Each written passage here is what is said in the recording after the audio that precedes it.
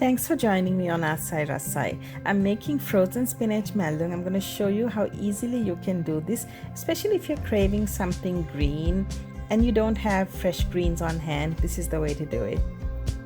First, we need to squeeze out all the water from the spinach, and the easiest way to do it without thawing the spinach, just put water in it and let it defrost in the water.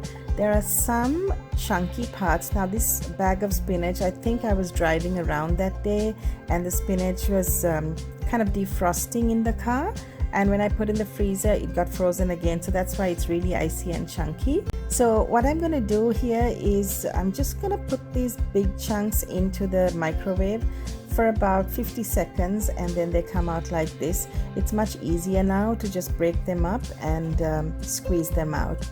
Don't keep the spinach for too long in the microwave because that's going to cook the spinach, and we are not going to cook it, we just want to melt the ice. So now the ice should be melted. Let's check. The easiest way to do it is just to run your fingers in the water like this and see if you can feel any hard chunks, and if you can, just take them out and put them back in the microwave just for a few seconds more, and then do this all over again.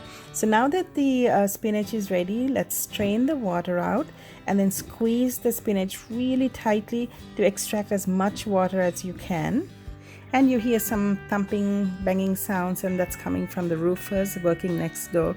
So just bear with me, I'm going to get through this really quickly. Now I'm ready to cook this. So except the salt and lime, put the rest of the ingredients into this pan with the spinach, like this. And you can turn on the heat to about high. If you can't control it in high heat, start with medium high and then gradually increase it to high heat. Because the mallung, when it's cooking, we need to evaporate the water really quickly. So that's why I say it's important to have really high heat, and you don't need a preheated pan either. So rural folk, and this is just a little nostalgia, rural folk used to use the end of this handle in this type of spoon, the coconut shell spoon, and they used to mix it like this. And I tried it. Honestly, I prefer the spoon because this is really not working for me, but I just wanted to show in case you have not seen how they do it in the villages. Watch the base of the pot.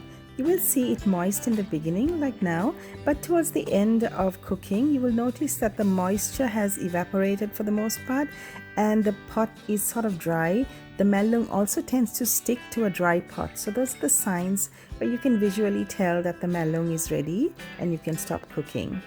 Mallung should always be cooked in an open pan on high heat, and like I said, we need to evaporate the water. So the easiest, more efficient way that we can do it, and it needs to be done quickly as well, is to put the mallung in a pan that is larger than the quantity of the mallung. Like, don't pack the mallung into a small pan. Now you can see that the mallung is moving around pretty loosely. I've added the salt and the pan is also becoming dry, so this is almost ready. And now we finish off with a little bit of lime juice, and if you don't have lime you could use vinegar.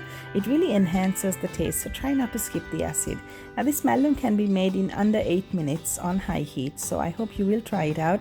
And we're all set to serve this with rice and curry, and there are a whole host of mallung recipes that I've uploaded, and there's a separate playlist as well on this channel, Aasai Rasai. By the way, you could keep this mallung for about 3 days in the fridge, and no, it doesn't work with fresh spinach because it becomes too watery, so try it out with the frozen spinach. And I'll be back with more recipes soon. Thanks for watching.